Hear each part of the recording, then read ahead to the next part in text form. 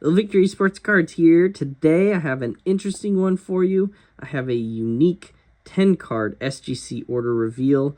And if you stick around after, I'll be discussing my thoughts on the whole SGC acquisition by collectors. But what makes this 10 card reveal unique is that the cards don't exist. Well, at least not to me anyway. This might be the first ever ghost reveal on YouTube. If you guys watch my channel, you've heard me mention my last SGC order went missing in transit back to me. Way back around December 9th, the package officially went missing in the hands of USPS Priority Mail in Portland, Oregon, which is so close to me. It almost made it. It's my belief that someone at USPS stole the package in Portland. Someone commented that they hire a lot of temps to handle the busy volume during the Christmas rush.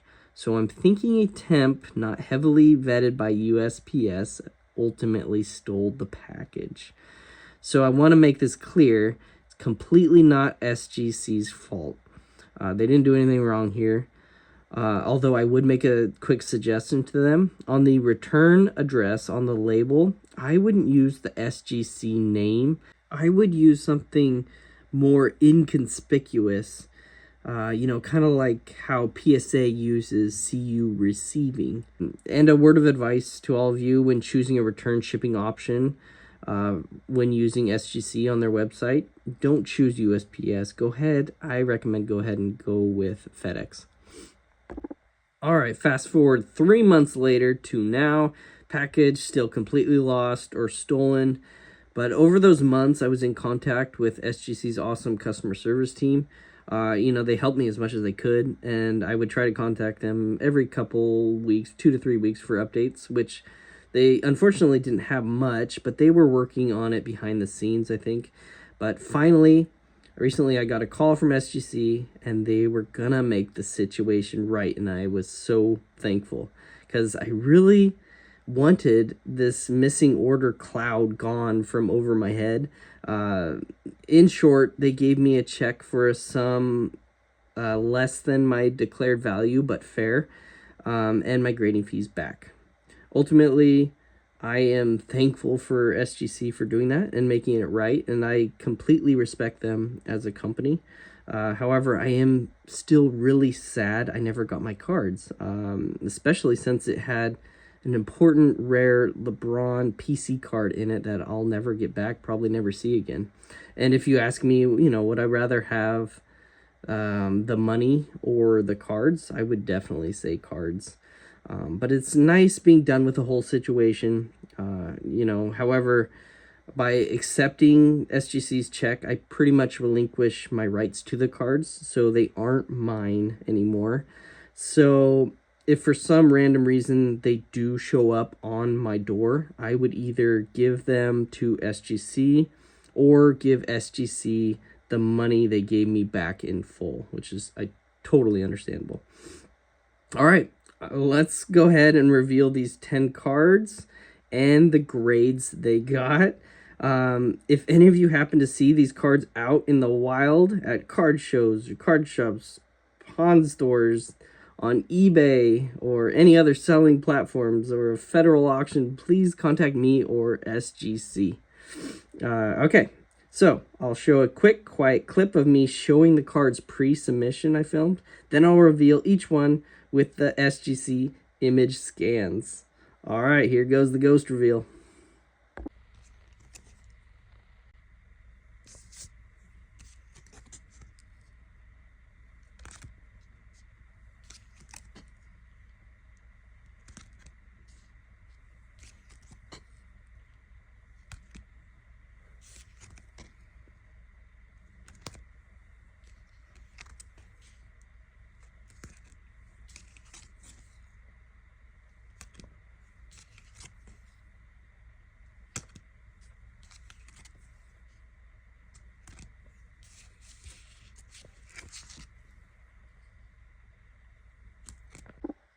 All right, first up is that cool-looking J.J. Watt, numbered out of 10, gold kind of disco from Panini Select 2021.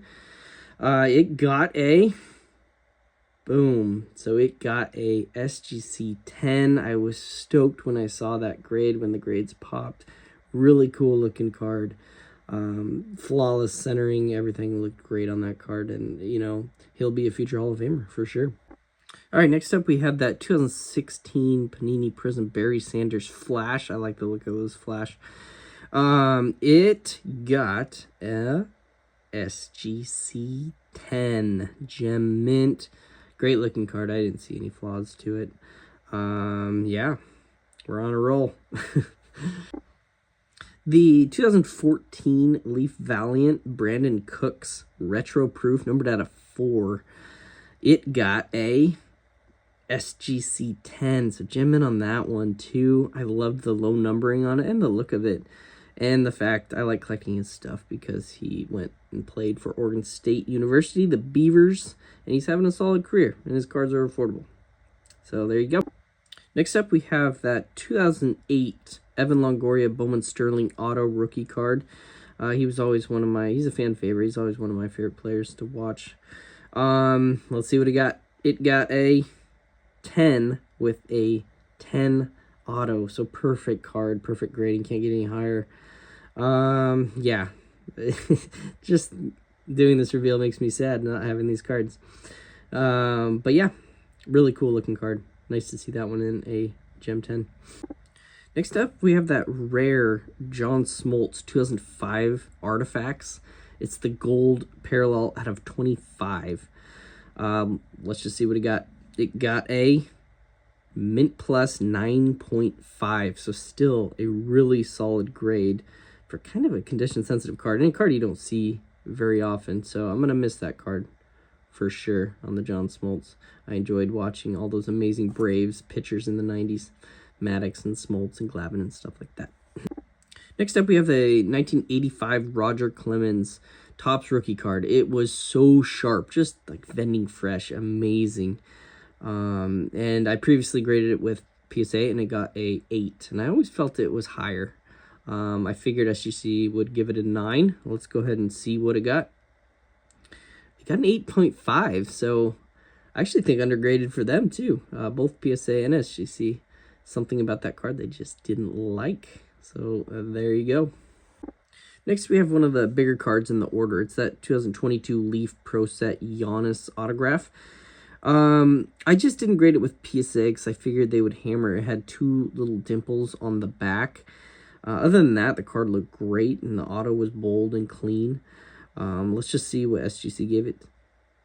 All right, they gave it a 9.5 Mint Plus with a 10 auto. So very nice grade on that one.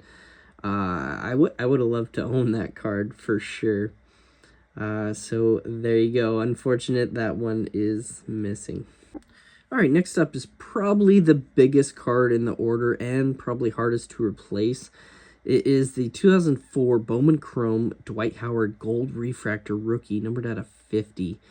The card has had a wild ride. I bought it as a BGS True Gem Mint 9.5. I never should have cracked it, but I did because I wanted it in that PSA 10 slab. I was hoping to.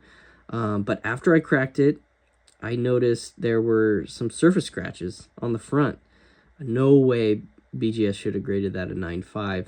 So that's just part of the risk you take cracking out cards, because sometimes you can't see the surface through that thick slab. Anyway, I graded it with PSA anyway, and they gave it an 8, which is pretty accurate for their standards. But I still figured that card is at least a Mint 9 quality, had great eye appeal. So I figured SGC would give it a 9. So let's go ahead and see what they gave it. Okay, they did go ahead and give it a Mint 9. Still beautiful card in that Mint 9 slab. I would have loved to own this one for sure. Yeah, it's missing. Next up is the card that means the most to me in this order. I'm probably most sad about. It was for my PC, my personal collection, is that 2004 second year LeBron James Upper Deck Gold Exclusive. They are numbered out of 100, and they're really hard to find. I bought it raw off eBay, and it looked like in between an 8 and a 9. Really clean card, but had a touch of white on just a few of the corners. So I don't know. I was hoping for an SGC Mint 9. Let's go ahead and see what they gave it. Okay, they gave it an 8.5, so a little lower than I wanted, but accurate, I think. It was somewhere between an 8 and a 9. But the grade obviously didn't matter as much to me because it was going to go in my PC anyway. I just wanted it slabbed up. So disappointed there for sure. I would love to have had that card in combination with the rookie Upper Deck exclusive LeBron I have. All right, final card is that very condition sensitive 1990s insert. It's the Stephon Marbury Planet Metal. I love the look of these cards. Got it from a card show and I couldn't believe how clean it was. For sure, a mint card. I graded it with PSA and they gave it an 8.5. I thought that was an undergrade, cracked it out, and sent it to SGC in hopes for a mint 9 or better. Let's go ahead and see what they gave it. Yeah, they gave it a mint 9, so I was happy with that grade. Very hard to find in a mint copier or better. Yeah, Marbury was so fun to watch in the 90s, late 90s and 2000s. But there you go. All right, so now I will go ahead and talk a little bit about SGC and the acquisition and everything. Stick around if you like. I appreciate it. So people have been asking me what I think about SGC being kind of bought out by Collectors, which is the parent company of PSA. I know you've probably already watched a million videos about it by now, but I just wanted to quickly give you my answer. So since I really enjoy and like both grading companies, PSA and SGC, I'm okay with it. I wouldn't say I'm happy about it. I don't prefer it because ultimately having a monopoly in the grading card space isn't the best thing for us. I like the idea of companies competing and driving each other to innovate and keep delivering a high quality product and customer service. But I get it. It's business. It's smart for collectors to purchase their strongest competitor in SGC. It totally makes sense. However, if I were somebody that didn't like PSA and just liked SGC, then I would be pretty angry and feel a little bit betrayed. It's like when, at the time, my favorite brewery in Oregon, Boneyard, they kind of sold out. They got bought out by a bigger beer entity. I was devastated because I knew the future of the beer that I loved would be different. Sure, the beer might taste the same, but it doesn't feel the same drinking it. And the feeling you get doing something is what truly matters. I loved the fact that Boneyard, the brew company, was unique, doing its own thing, being innovative, being independent. It made the experience better drinking it, knowing that. And now after being bought out, I don't see the same growth and spirit from them. And it kind of makes drinking their beer not as enjoyable for me. So sure, grading with SGC right now is the same, but does it feel the same? And that's what I worry about. And that's what I really feel for all those diehard SGC collectors and fans out there. I feel for you guys, and I truly hope SGC can still provide that same independent spirit it always has, so you can still have that great feeling when using them to grade your cards. So I think time will tell whether SGC kind of loses itself and eventually kind of melts into PSA. I personally imagine everything will stay the same for SGC for the foreseeable future. I'm thinking 1 to 3 years, it'll kind of stay the same. But beyond that, I worry a little bit. I say worst case, an idea is to ultimately make SGC the official vintage grading service. Because that's what they're truly best at. You could funnel all PSA vintage services and orders into SGC. So, for example, PSA only accepts cards 1980 and newer, and SGC only accepts cards 1979 and older. SGC would be the standard for vintage grading services, Boca would be the headquarters for vintage grading. And if you were a collector worried about the set registry and pop reports, you could just merge the registry and reports together on the 1979 and older company sets and reports. So an SGC graded card can be interchangeable with PSA in the registry when you're building the sets. All right, those were just some of my thoughts. I'm going to keep using SGC and keep being a fan of both companies. So expect lots of sub reveals from both SGC and PSA going forward. I hope you enjoyed this video. It's nice to have that missing SGC order resolved, not hanging over my head. It just kind of caught me off guard because in 22 years of grading cards, probably 1,000 orders, I've never had one go missing. But I guess it was just a matter of time. All right. Thanks everyone for watching.